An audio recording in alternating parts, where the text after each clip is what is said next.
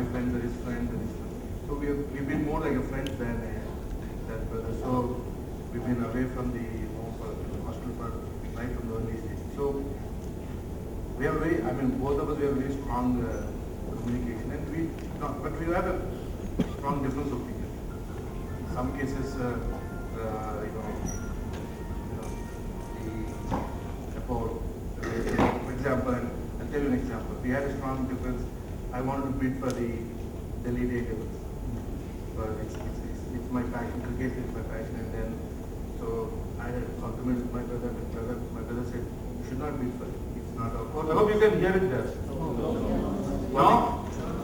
No. Then you should tell us. I can hear him very well. What's wrong with the mic? Did I get it? We had a very healthy discussion. All of us. If he doesn't agree with it, he comes and tells us, I don't agree with that. But however, I was lucky we have other members who are agreeing. Because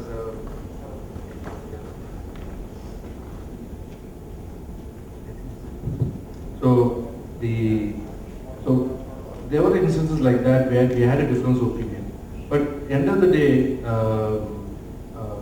we have come across and said that, I mean, he has come around. So I took him to the first game in Delhi. I took him for that after winning the interview. So he was completely convinced about it. Now more so is convinced because the valuation of the team has gone up. So when we bid, it was we bid for $40 million. Now it is almost like people are saying $150, $200 million. So he is convinced, even that from the business point of view, it is convinced. And more so that we were new in Delhi.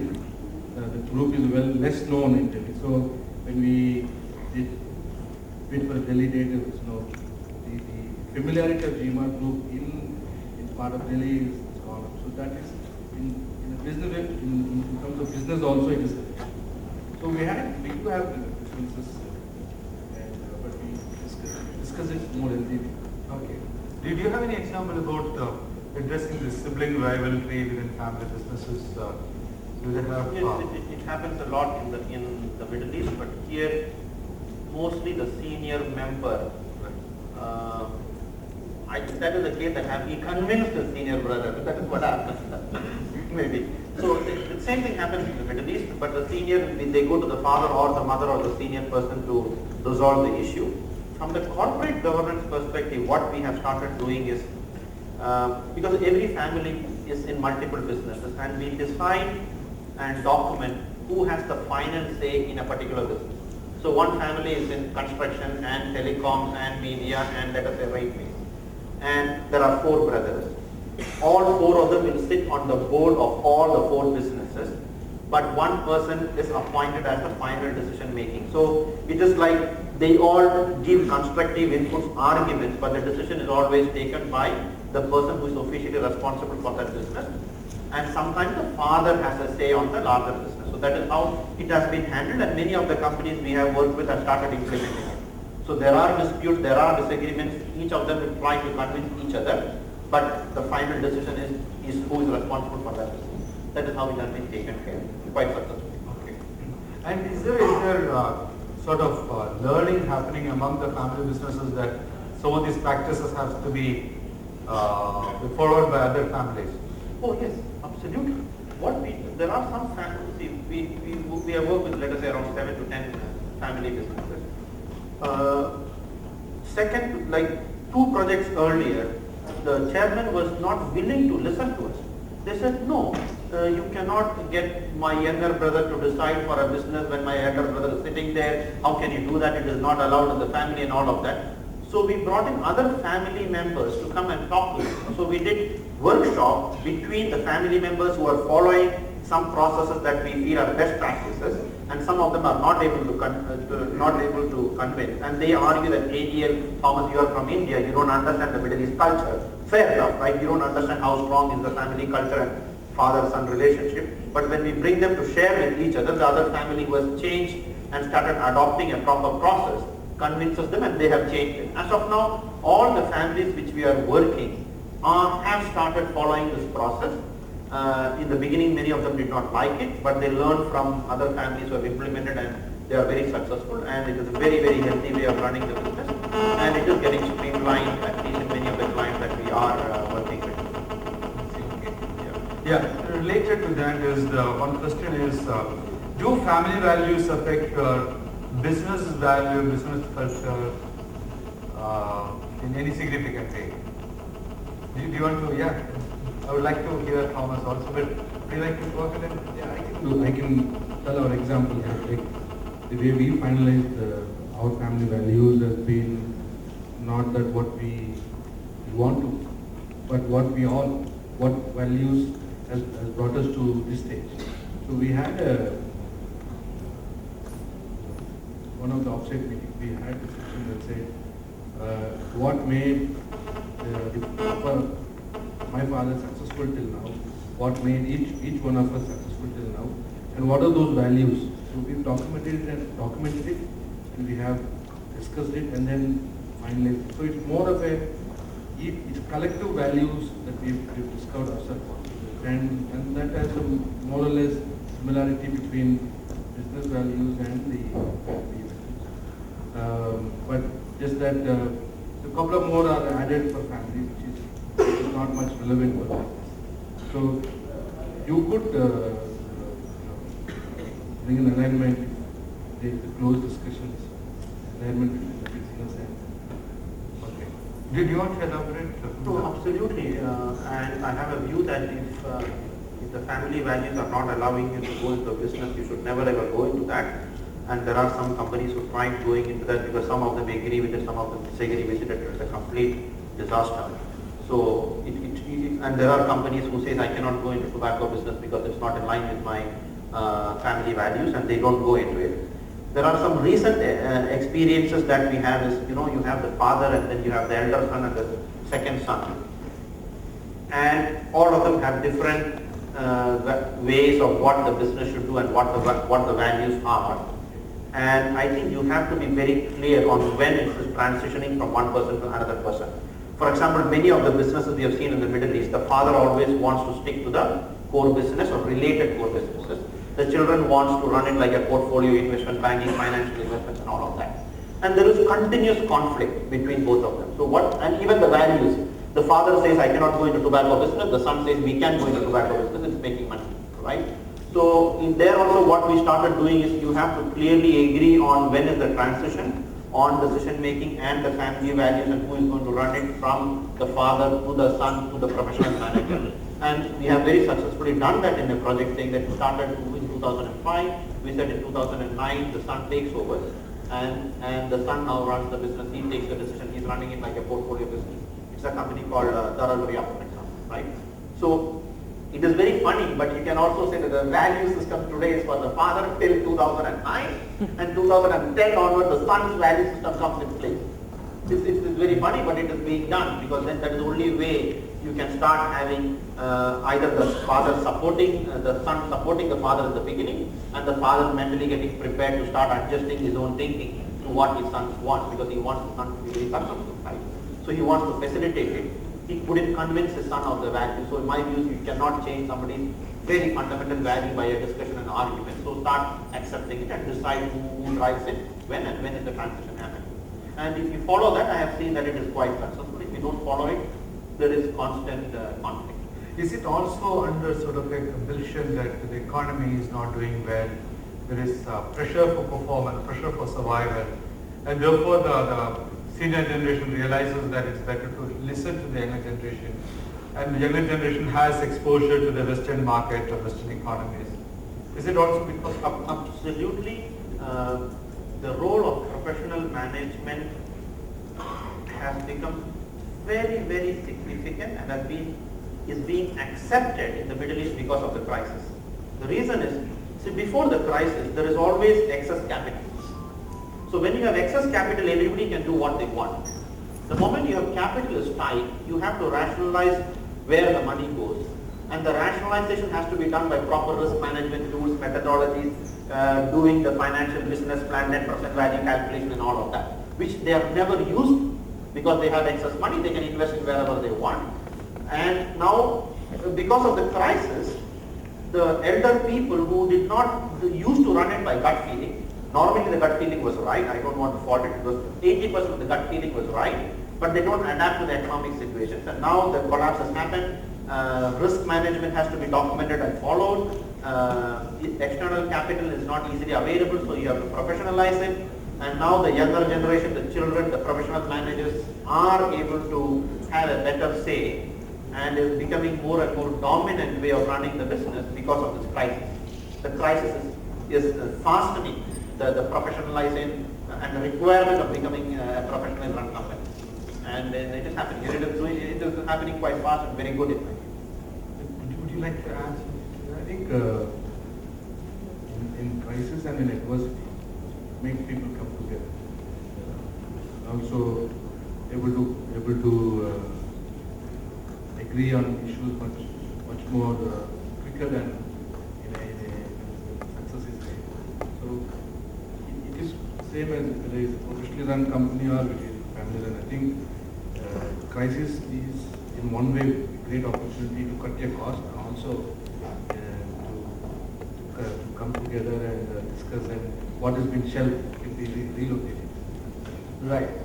I think we should have continued the discussion for long, but we will close the discussion as of now to move on to the next session. But before that, I think that the fundamental message that is coming out is what is that the flexibility.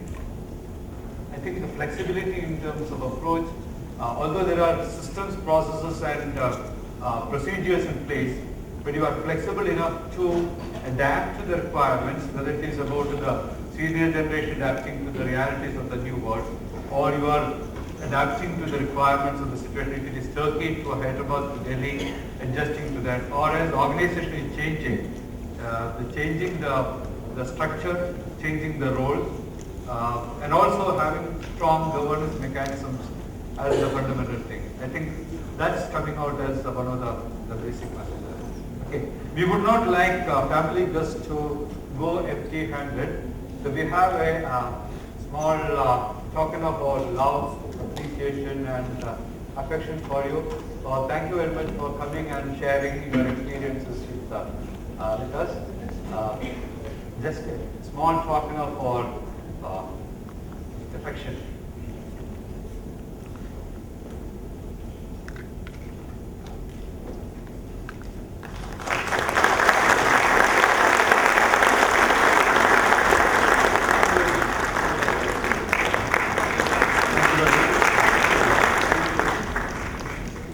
We'll not take a break, we'll just change over and then continue. Thank you very much. Please.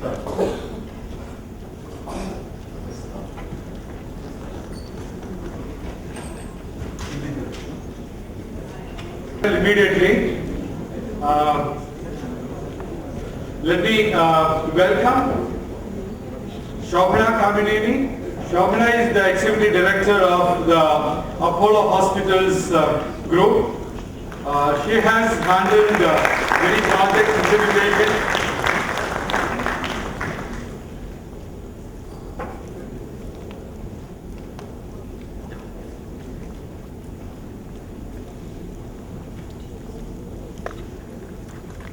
Apollo is currently about 2,700-3,000 crores group in hospitals and healthcare area. And next panelist speaker for us to share experiences is G.V. Prasad. Prasad is the Vice Chairman and Managing Director of Reddy Laboratories.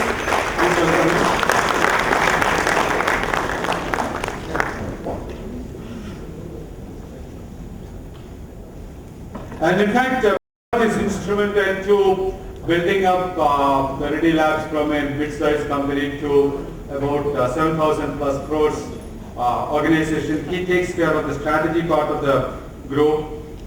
He is the architect of Dr. Reddy's successful global generic strategy.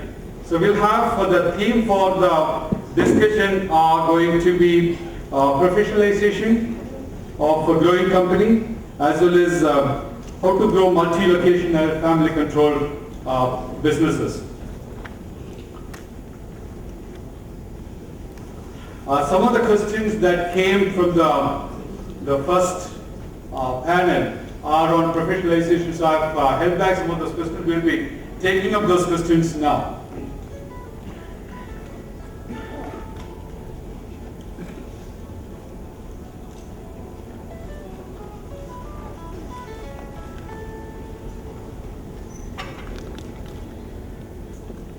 So welcome to this evening chat. Thank you for coming. Is the mic on? Is it clear? I think better before that. Use this. Okay. I think mine was working, so. So that's the danger of sitting in the middle. Don't worry, we're on the same side, I said. Our sons play football together. Okay, let me start with Prasad. I remember one of the earlier conversations when you suggested that when you, Dr. Reddy said that you and Satish could run two small identical sort of pharma companies. You suggested that why do we have two companies? By the way, Prasad is the son-in-law of Dr. Reddy, and he runs the Dr. Reddy Laboratories with his brother-in-law Satish Reddy. So now you know how I got my job. So at that time, I remember you took the initiative in saying that why do we have two companies, why don't we have one which can grow big? So how did this happen, and what was the response of the family? The reason was also because if you look at most of the family businesses around, the Amoebic model is the classical thing. Even if it doesn't start as multiple companies, you tend to divide it among children and say that each one should get a company. In this case, you took the initiative in terms of consolidating and saying that we need only one company. Yeah, you're very right, and there's an amount of history to this, so I probably should take the audience through that so that they can understand where I'm coming from. You're exactly right. We were running two separate companies. This was I started with the group in 1990. I was running a company called Keminar Drugs, which was a 35 crore company at the time. And Satish was in the US studying, and then he came back later, 93. In 95, he became the managing director of Dr. Reddy's Laboratories, and I was running Keminar as managing director. Both companies were in the same business, so we each had our field now. We had extraordinary powers. Dr. Reddy was a great delegator, he gave us a lot of autonomy, and we were running both these companies very separately. They had very distinct cultures. You can see our old HR head is there, and you can watch for that. We had very distinct cultures. Though we were in the same building, we were like two entirely separate animals. And we ran the company like that for a few years. Both companies grew quite aggressively. We were several hundred crores. By the time in 2000, when we started the process of coming together, the combined revenue was something like $200 million, something 280 million, 300 million, something. So we had a good time running these companies, but we felt that two companies in the same business, both listed companies, was not very healthy. I mean, we had a lot of questions coming from our investors saying, why do you have two separate companies in the same group? And when one of you gets a brilliant idea, where do you put it? Do you put it in Dr. Reddy's or do you put it in Keminar? So there was investor confusion.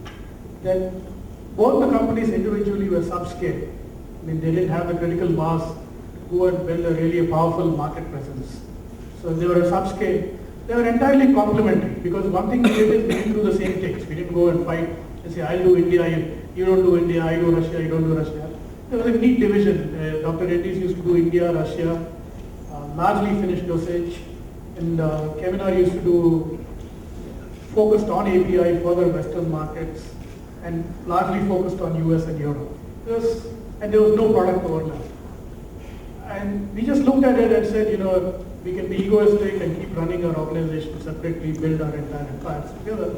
But the better thing would be to bring these two companies together, merge them, take advantage of the synergies, remove the investor confusion, remove all the internal contradictions we have, and bring them together. And it was purely a logical, business-driven decision. And we went ahead with that. We subordinate our ego to the larger purpose for the shareholders, and we were dominant shareholders, and helped us also do it. And post merger, we showed tremendous progress from 300 million. Today we are $1.5 billion. We're still growing at around 20% CAGR if you take multi-year growth rates. And the experiment has proved phenomenally successful.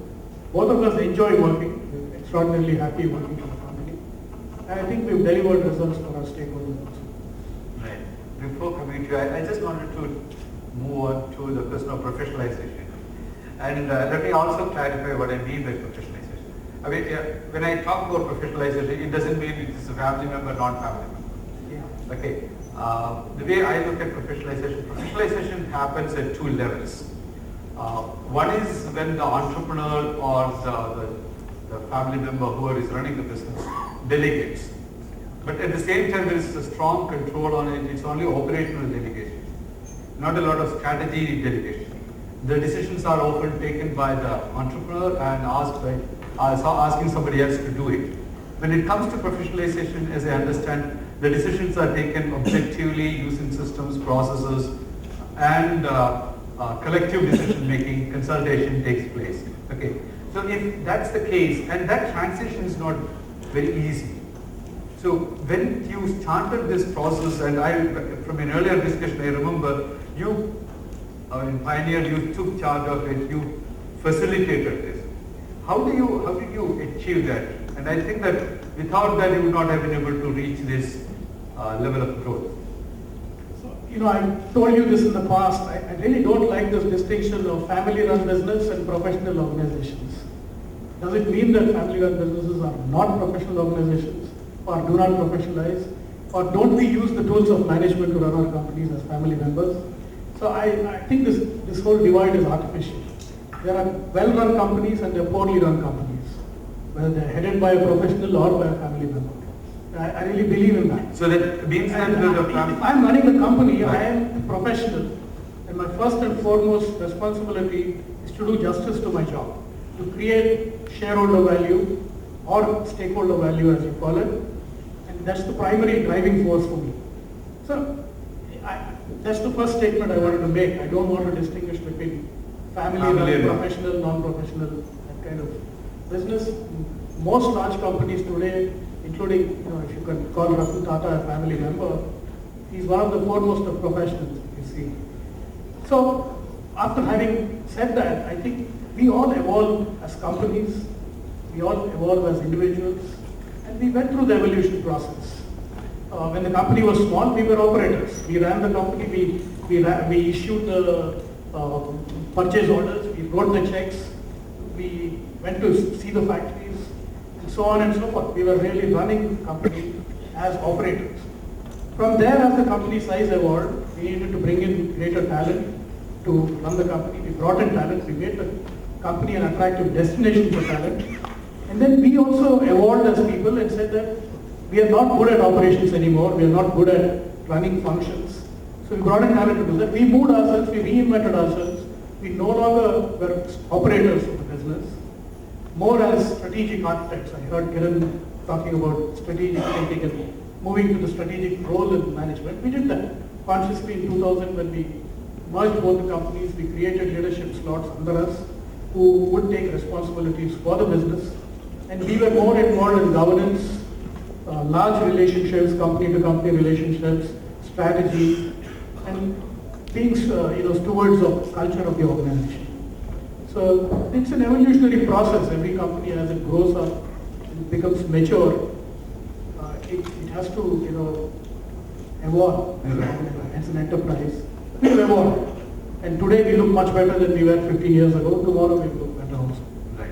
I think I'm going to request Jogna to share her own thoughts, because you have been associated with the group for a long time now, taking different parts of the responsibilities. So I think that your challenges may be slightly more because you have yet another stakeholder called medical doctor to address. So was this process We of... also have doctors to address. as customers. But this is within the family, within the group. So is the challenge quite different, or did you experience the process of professionalization, process of bringing non-family professional and you as a professional from within the family, transforming the organization any different?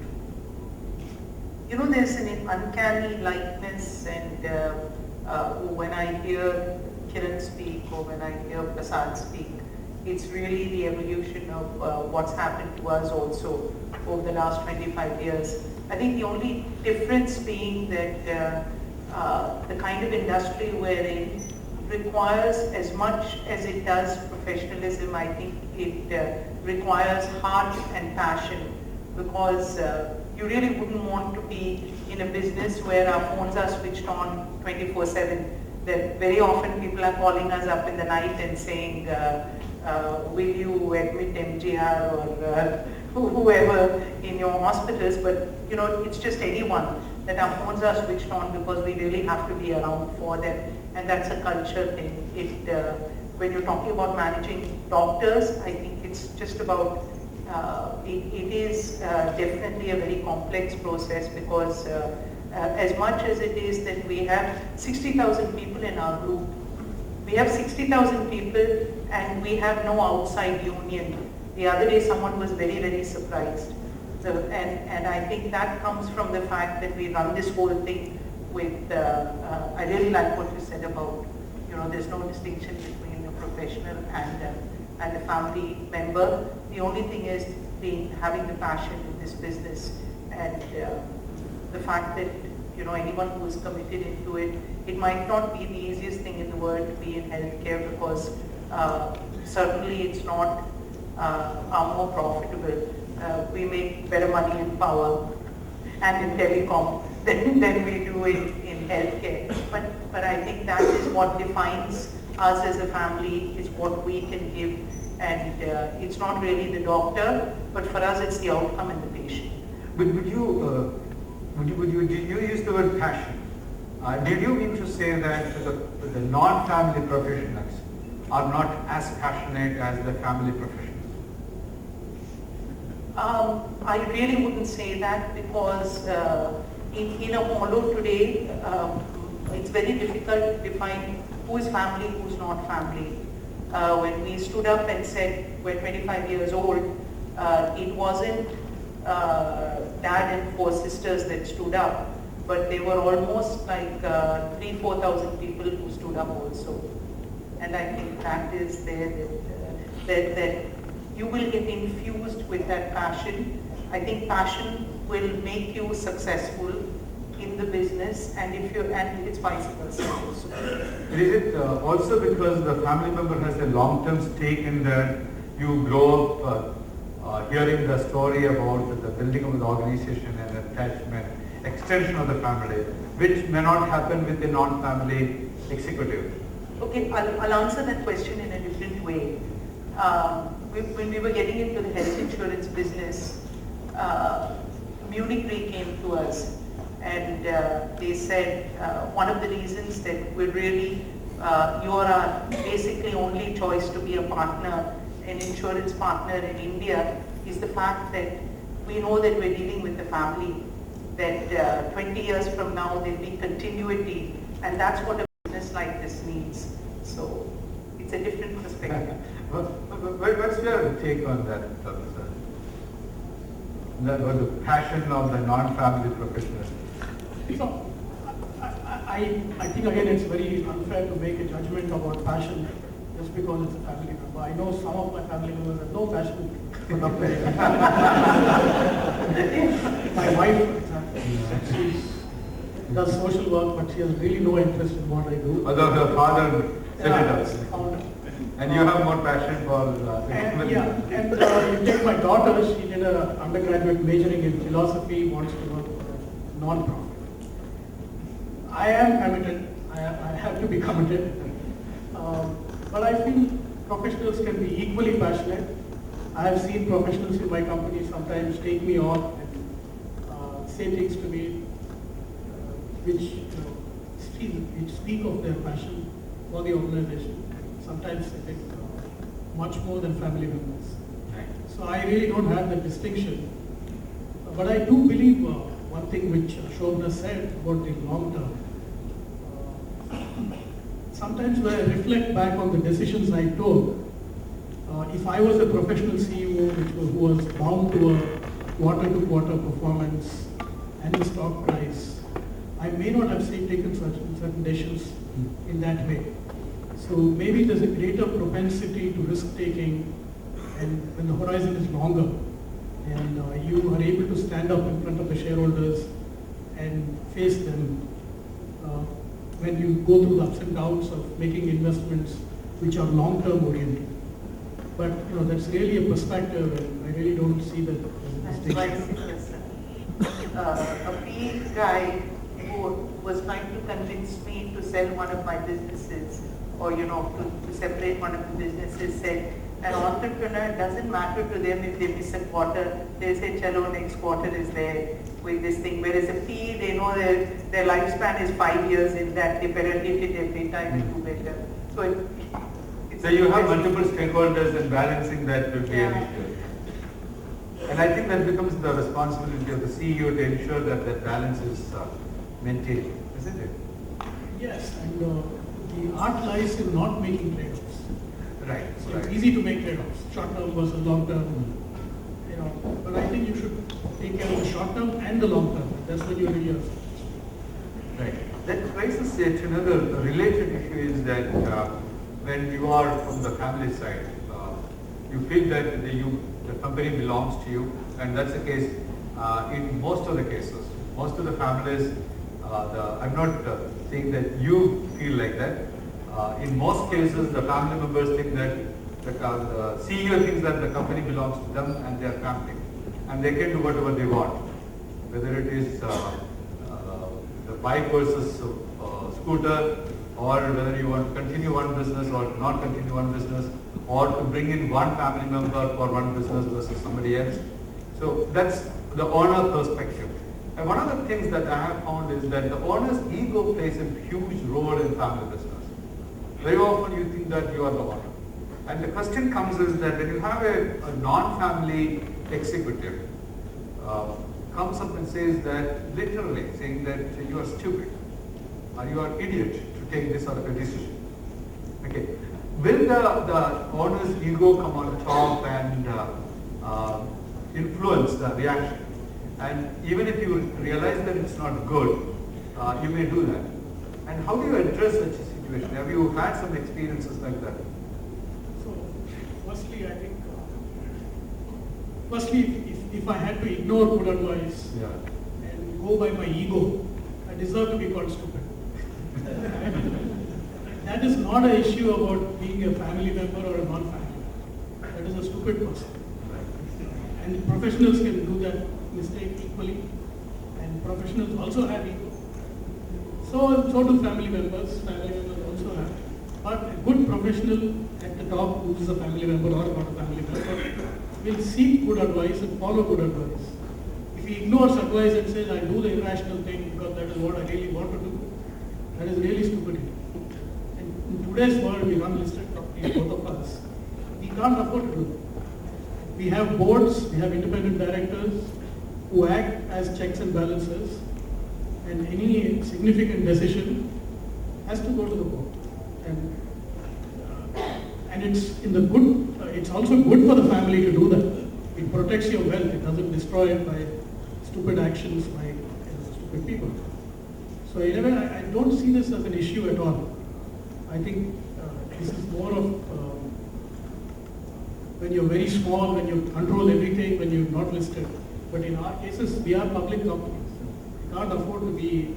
But in some public company context, one of the chairman, I remember mentioning to me that my daily prayer to God is to give me strength to control my ego. So when I go to office, I should not behave as an owner. I should behave more like as a manager. Is that, what I mean to say is that, is there a challenge for a family member to balance these two? I'll just add a little bit to this. Yes. So ego is not a bad thing. I actually think there's a positive aspect of having an ego. but it should be a positive aspect of the ego, not a negative aspect. And it's not just about self, it can be ego for your company. To build a world-class company, to build a wonderful, like what Shobna said, outcomes for your patient, which are superior to anything else in the world. And to bring the latest technology to India, or to make your enterprise the best enterprise possible. All this is also ego. And that's good positive ego. The negative ego comes when you want to become self-destructive. And that's really stupidity. It is not really ego also. Where you want to go be irrational, lose money because you thought it was right. So I think there is a positive aspect to ego, and egos drive organizations forward also, pride and the ego in your company. Yeah, and let's not get ego confused with the vision and also with the certainty of being able to take a decision, a hard decision sometimes when required. I still remember when we were building a hospital in Delhi 20 years ago.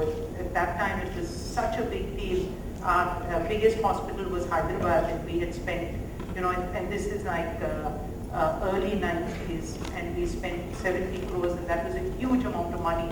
And suddenly chairman, he bets the whole bank on building a 200 crore project in Delhi. And we said, well, this can actually ruin us. And it was something that he felt. He said, this is something that we have to create, and it will be the biggest private hospital in Asia at that time. And we went on to do it, and it broke even the fastest. I mean, despite the fact people tell him that. Now, there's certain times when he wants to buy a $10 million machine, and we say, please, that it might save 1% of the people, but will it break even? And these are the choices. So, it's always a fight. Right. I have a question from the audience. How do you decide when to, so to say, the professionalize, when you recruit high quality people and involve them at different levels of business? Is there a timing for that? How do you judge it? From day zero. Day zero. When you start an enterprise, it is always good to have the best people on your side. There is no timing for that I wait and earn, make it 100. But did you start passing over all the responsibilities to them from day one, or So there's you a do it distinction between delegation and professionalization. Right. When you can't afford to have less than the best talent if you want to build a best company. That is critical to understand. You can't say that today I am not yet ready for professionalization, not ready for the best talent, I'll make do with the second best, but I'll make up for it. Of course, your ability to attract talent changes as you evolve, as you grow. But if you want to be a good company, if you want to really become best in class, two companies have a choice. Whether to get the best talent. I feel you should do it as early as possible. To add on to Prasad, it will be slightly different, but Naresh Trehan just set up a hospital in and it could be this, actually it applies to many industries. He just set up a hospital in Gurgaon. He's in his 60s, and he opened a 1,000-bed hospital. He spent 1,500 crores. And I actually said, Naresh, you're kind of old to be doing this when you're so good at surgery.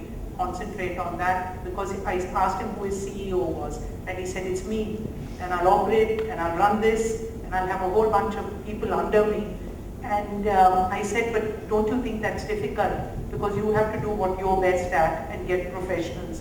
And he turned out and said, your father had the luxury of being able to do this long ago, that because your hospital is what it is today, because it was so owner-driven. The owner was extremely committed, and he knew his business. And then he had a whole bunch of professionals under him.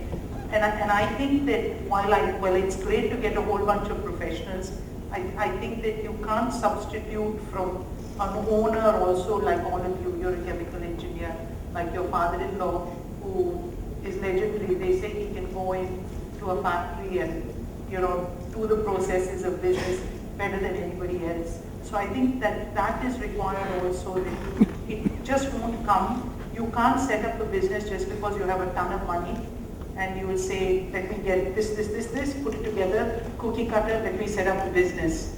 It's a tough thing to do. We were talking about retaining employees. You said that you should be able to attract good quality talent from day one. But the challenge also is, one is that attracting good quality talent, because good quality talent often has other options. That's one. The second is that retaining good quality talent is also a big challenge. So, did you have some experiences or tips to share as to how do you manage to attract and retain good quality talent over a period of time? It's not one or two tips, it's the whole thing. This is the primary focus of an enterprise. To make people happy working for the organization, be fully engaged, be passionate about the purpose of the company. Of course, compensation is important, and it's like a entry ticket. But to really retain people, they have to feel engaged, they should feel empowered, they should have a sense of the challenge, they should like their colleagues, they should like the management, a whole host of things. So this is not an easy question to answer. You have to create an ecosystem where people want to come and give their best, be part of, and share in their success. Some of the things that we do well is we give a lot of room for people, freedom to make an impact, and that is what distinguishes us in the industry. Can you just elaborate that? So we give a lot of autonomy. For example, our head of US business started about 5 years ago in Dr. Reddy's, straight from college as an MBA. But he was extraordinarily talented, so we kept giving him a lot of authority. In his second year with the company, or third year with the company, he did a deal worth $400 million on his own. And I think that's something which he can never forget in his life. It was his first moment of truth. And from there, we gave him the autonomy to run corporate business development. And after that, he's moved up to become the head of US. Extraordinarily talented guy. Fresh MBA we hired from Harvard. But things like that become legends in the company. And a lot of mistakes are made in this process. When you take these risks with youngsters, with talent, mistakes happen. You must be tolerant to allow mistakes to happen, because if you don't give them that space and you start micromanaging people, they don't feel engaged and they don't feel empowered to make a difference. Whereas when you give them that kind of responsibility, freedom, and then be tolerant and not jump in, delegate and then jump in and take back the authority they take. People feel a great deal of pride being part of such an organization. So that way, I think we've been quite successful in retaining talent. Retaining has not been a problem for us. I mean, to interrupt you, one of the things you notice in the family business often is that if the family member makes a mistake, it's okay. He's learning. If the non-family member makes a mistake, I'm generalizing, makes a mistake, it is bad. So you have to pay for it. You can't do it. You are removed from that responsibility. Is it not a general thing happening around? I think you're very biased against family businesses. I think at the levels where we're in today, making mistakes is something that every professional will make at any given time. And I agree with Prasad. You're doing it, at the level of your mistakes, like that day trade, like the trader who $300 million. Yeah, Nick, what do you say to that? It's not if a family member with this thing or a professional, but I think that these are things that the way you deal with it, it's the business, and it's definitely A, corporate governance, and B, shareholders and boards who you are responsible for. So you will be treated in the same way. Right. Because I just want to add to that. I think mistakes are normal in business. Yeah. Out of every 5 decisions I make, 2 are wrong, sometimes 3 are wrong. It's just we're lucky that the ones which are right are more impactful than the mistakes we made. And when I said tolerant, I'm taking about tolerance in terms of judgmental mistakes, not about ethical mistakes. Ethical mistakes we are totally intolerant. whether it is me or whether it is a non-family member, family member, whatever. And that's the distinction one needs to make. You must be tolerant of genuine mistakes, but not of mistakes of values. You know, your earlier question about retaining talent and attracting them, at this point of time, yes, people will want to work in Reddy Labs and you'll be able to get a Harvard guy. When you first started, would they? So it's when you're really small and that is the time when attracting top talent is quite difficult. And also, you know, that's a tough time. Now, of course, we become brands. So one of the things is that I think that when your organization is a brand, GMR or whatever, you can get and you can afford the top. It's when you're growing, it's really tough, and the family member or whatever, the owner of that business, when you all start your own companies, you will spend lots of your time nurturing those professionals to keep them and help them do their job better, and a lot of your time will be spent on that when you're new companies. Yeah, and just to add to that, one of my experiences also, trying to startup companies, entrepreneurial ventures, whether started by our students or outsiders, others. I think clarity about the value, and if you are very communicative about the values that you adhere to, whether it is customer values, organizational value, employee value, whatever it is, I think that itself becomes an attractive point for some of the good talents to join you. I mean, some of them do not look for so much of money. They would like to come and work for such organizations, right? Sure, they work at GE at a discount. Hopefully you'll work at a Apollo at a discount. Yeah, before going on, if you have any questions, please do prepare them, and question will organize to collect it. We were talking about the governance part of it. I wanted to shift slightly to the family governance. The challenge of, do you have any formal family governance mechanism or not? The reason why I'm asking, Shobana, in your case is that you are 4 sisters taking care of different parts of the business, the group's activities. It's the major challenge is to ensure that you don't get into cyber. One of the points when we were discussing with Kiran was that they rotate the roles among themselves, among the top team, so that nobody gets stuck with any of the silos, and employees do not become personally loyal to the head of that business. So that's a huge challenge for you. Is there a mechanism to address that in your case?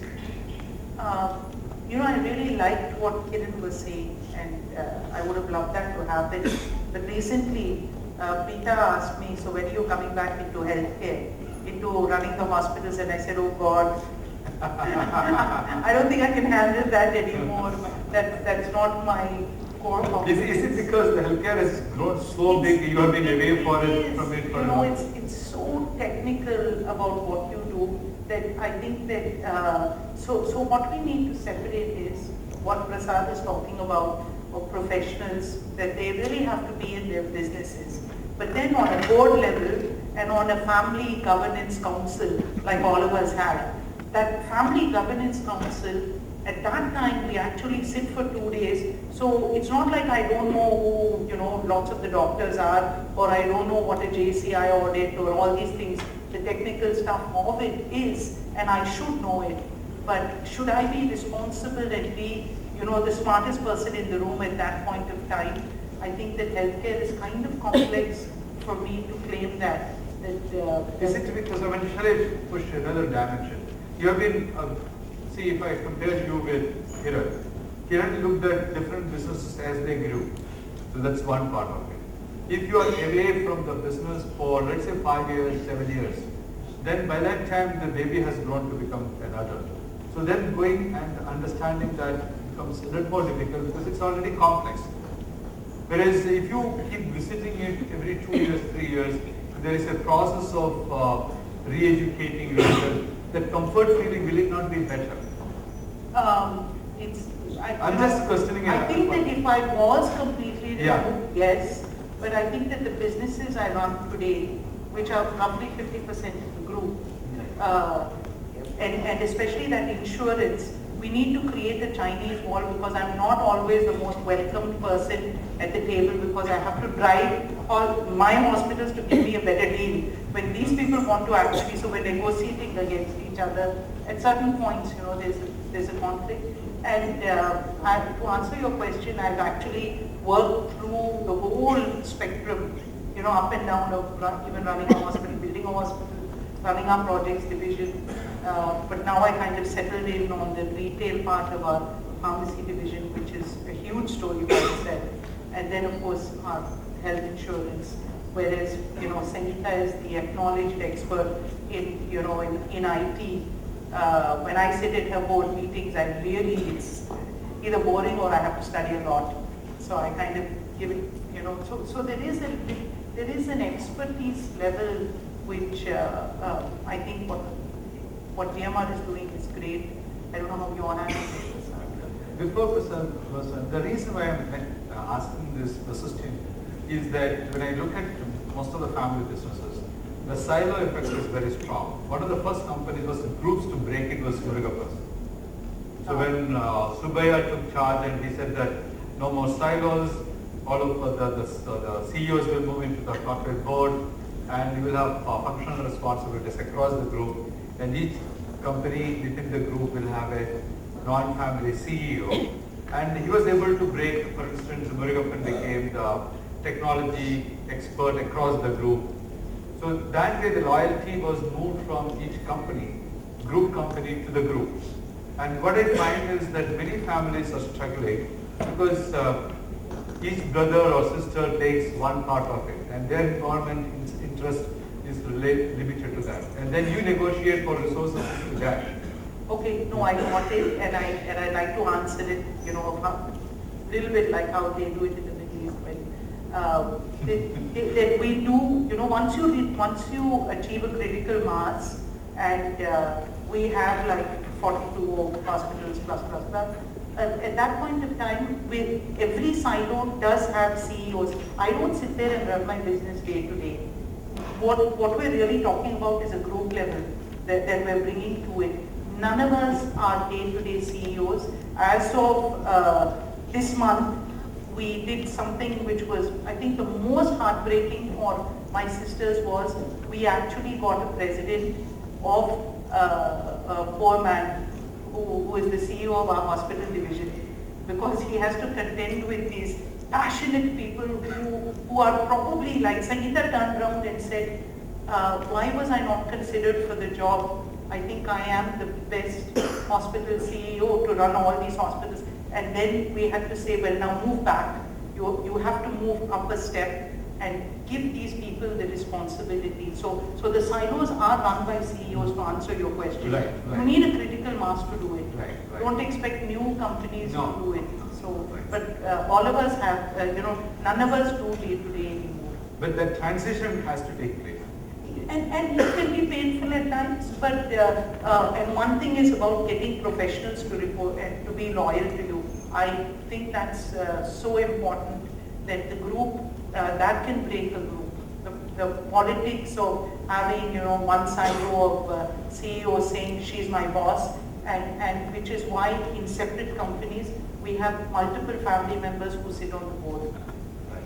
In your case, I mean, you have a generally, and also in your case, you take care of the strategy and Sadish takes care of more of the operational responsibilities. Is that true? Or how do you manage this synergy? It's a little more nuanced than that, but just to answer your question about family governance versus corporate governance, we've never put a formal family system in place.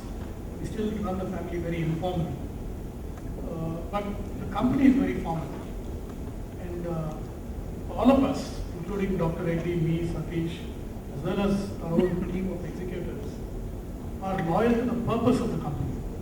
They are not loyal to me or to Dr. Reddy or to Satish. We are all driven by the purpose of the company. And as family members, our interests are subordinate to the company's interests. First, the company comes first, and then our personal interests. With that kind of a system in place, we've not really felt the need for communication, for formal processes, all of that. in every case when the decision comes up, we first look at what does it mean for the company. And if it passes that test, we take it. So we've overcome that part of it, but we've not evolved as much as other families have. Really envious of what GMR has done, what Somna's family has done to put these structures in place. Today we have only one company we focused on, so it's reasonably easy for us. When we put the purpose of the company ahead of everything else, we're able to do that.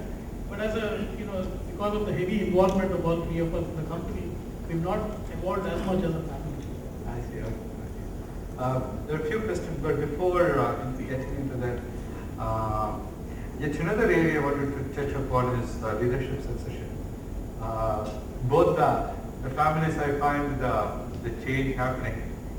In your case, Shobana, Preeta's name has been announced as, correct me if I'm wrong, as the managing director designate or the CEO designate. And although she may not be running the biggest of the businesses within the group, I think between you and Sangeeta, you may be running more businesses than I really wouldn't say that, and I think that that announcement pained her more than, is causing her more grief than anyone else with that in an organization, because it became the press pushing a decision on who is first among equals in this whole story.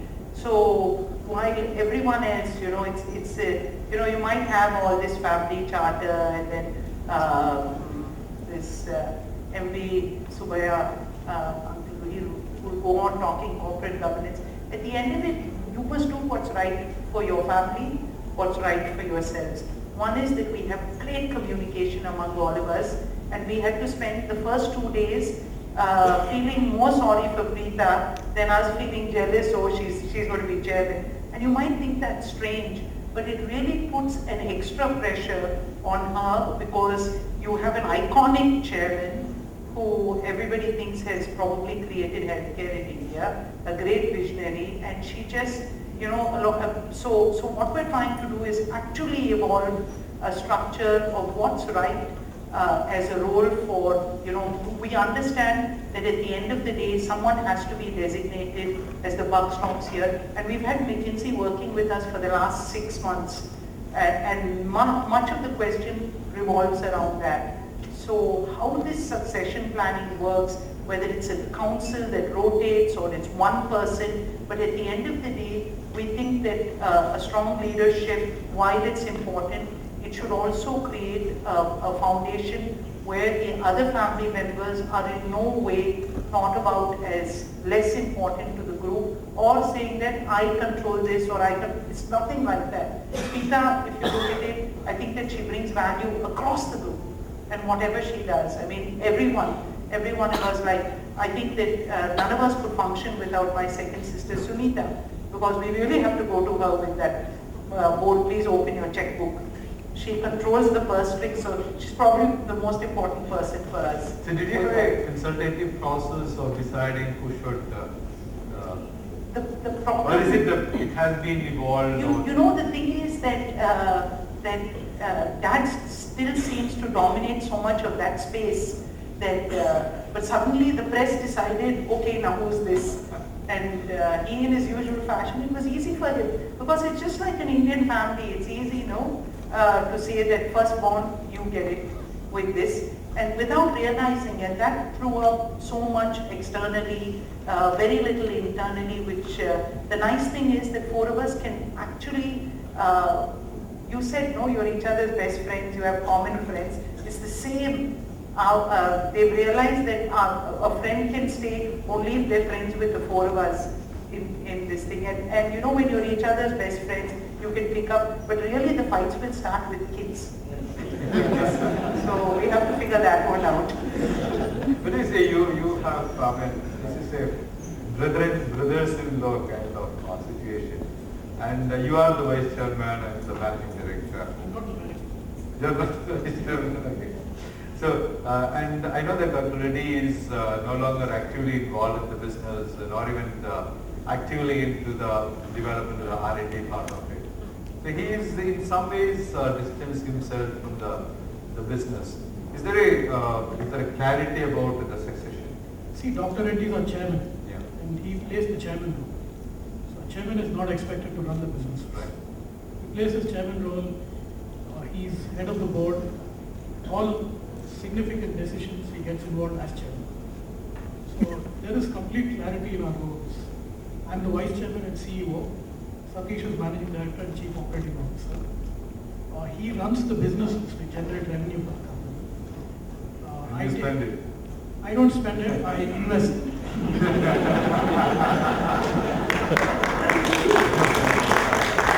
And allow him to grow the business Well, further. I look at the future businesses which are in incubation right now.